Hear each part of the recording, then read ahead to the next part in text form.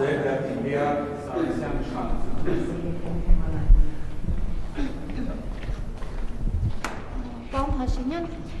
Հայաստանի ընդդիմադիր դաշտի եւ նախկինների հետ առնչություն չունեցող ChatGPT-ին հարցրի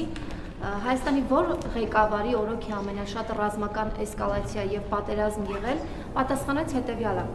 Նիկոլ Փաշինյանի վարչապետության ընթացքում Հայաստանը անցել է մի քանի ռազմական սրացման կամ պատերազմական իրավիճակի միջով։ Ամենախոշորը հիմնականում հետևյալներն են. 2020 թվականի պատերազմ 44 օր, 2021 թվականի սահմանային բախումներ, մայիսից սկսած ադրբեջանական զորքերը մտան Հայաստանի սահմանային հատվածներ, Սյունիքի մարզ, Եղարքունիքի մարզ, տարբեր ժամանակահատվածներում եղել են կրակոցներ եւ լարվածություն, 2022 թվականի սեպտեմբեր պատերազմական բախումներ, սեպտեմբերի 13-ից 14-ը լայնածավալ մարտեր Հայաստանի տարածքում, հարվածներ հասցվեցին քաղաքներ, ջերմուկ եւ այլն։ Սա արդեն համարվում է Հայաստանի տարածքի վրա ամենախոշոր հարձակումը 2020 թվականից հետո։ Ամփոփում է ChatGPT-ն. մեկ լիարժեք մեծ պատերազմ, մեկ խոշոր ռազմական էսկալացիա, շարունակվող սահմանային բախումներ 2021 թվականից հետո։ Հայաստանի գրեթե բոլոր ղեկավարների, բացառությամբ Ռոբերտ Քոչարյանի օրոք, Հայաստանում տեղի ունեցել ռազմական էսկալացիաներ եւ պատերազմ։ Դուք բարբերաբար ասում եք, որ հաստատված խաղաղություն կա, ուր է, կրակոց չկա, ցույց տվեք, ասեք զոհեր կան թե ոչ, բայց առնվազն Ադրբեջանի հետ խաղաղության համաձայնագրի ստորագրումից հետո Իլհամ Ալիևը հայտարարել է, որ դուք ունեք տնային առաջադրանք եւ քանի այդ առաջադրանքը չեք կատարել, խաղաղության պայմանագիր չի ստորագրվելու։ Հիմա, պարոն Փաշինյան, պարզ հարց, ում վրա եք ծախում, այսպես ասած, խաղաղություն բառը,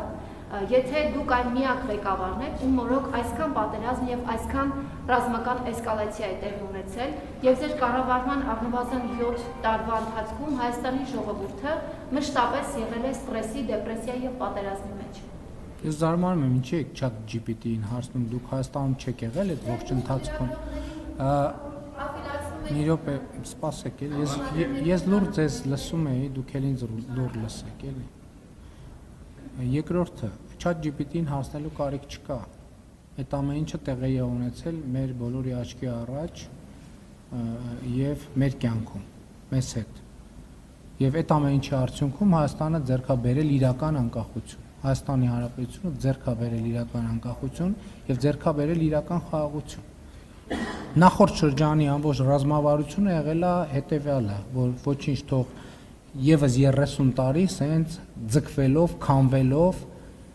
կիսապետությունից մեկ քառորդ պետություն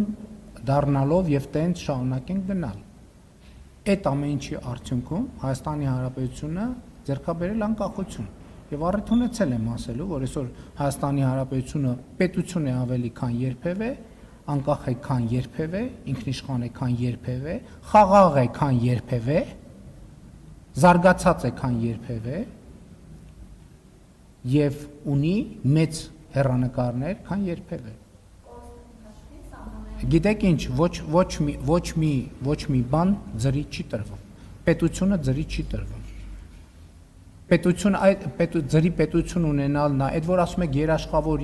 բա ինչի՞ չեք ասում, բա այդ որ նոր նկարագրում եք այդ իրադարձությունները, ջերմուկի եւ բանը, բա այդ որ բոլորը տենց հիացական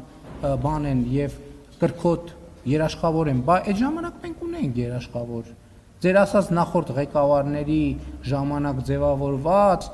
ստորագրած, վավերացրած, երթում կերած անվտանգության երաշխիքներ կային, բայց այդ անվտանգության երաշխիքները ինչի՞ չաշխատեցին։ Որ 30 տարի աշխատել են Հայաստանի պետություն չլինելու հաշվին։ 30 տարի աշխատել են Հայաստանի վասալ լինելու հաշվին եւ չեն աշխատել, որտեվ 30 տարի սահմանին զոհեր ենք ունեցել մենք։ 2025 թվականը առաջին օրացուցային տարին է անկախությունից ի վեր, երբ որ մենք Ադրբեջանի հետ հրաձգության հետևանքով ոչ զոհ ունենք, ոչ վիրավոր։ Մենք հազարավոր զոհեր ենք ունեցել։